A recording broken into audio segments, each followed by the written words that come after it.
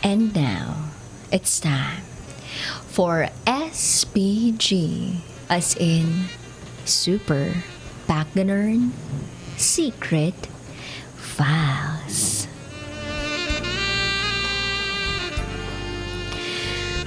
Hinimas-himas at pinisil-pisil ko ito ng marahas.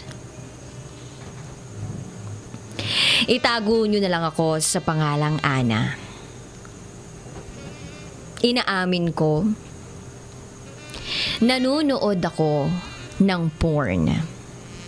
Kahit kababae kong tao. Wala pa naman akong experience. At wala naman sigurong masama kung ma-curious ako, hindi ba? So, eto na nga.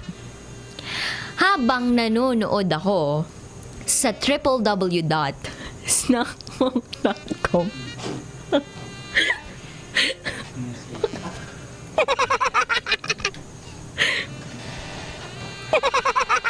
bigla akong nag-init.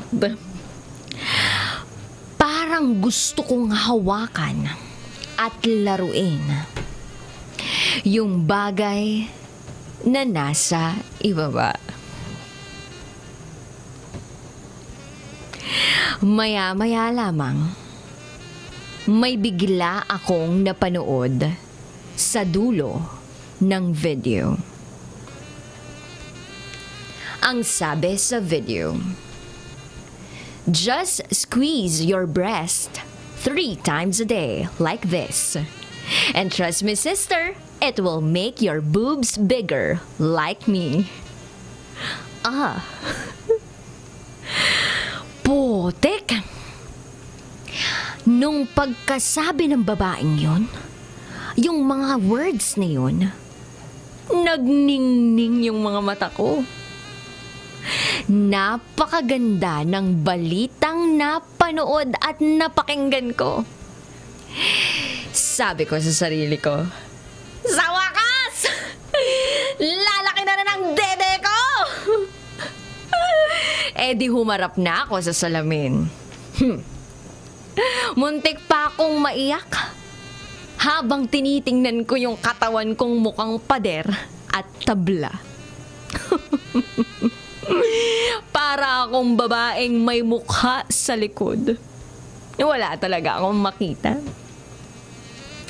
Kaya, isinapuso ko ang sinabi ng babaeng napanood ko sa video.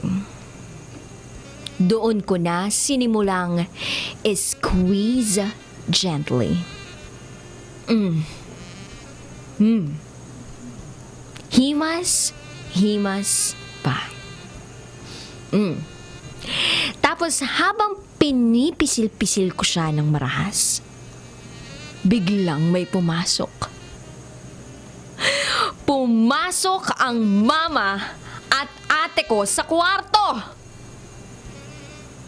Nanlaki ang mata ni mama. Si ate naman ganun din. Nagkatitigan kami, mga friends. Siguro mga 5 seconds kaming nakatingin sa isa't isa hanggang sa nagsalita na si ate. Sabi ni ate, sa tingin mo lalaki pa yan, ha?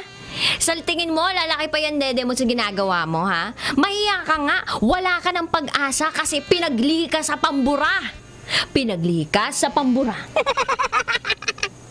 Gumungo yung mundo ko. Kaya pala, parang nabura ang dibdib ko.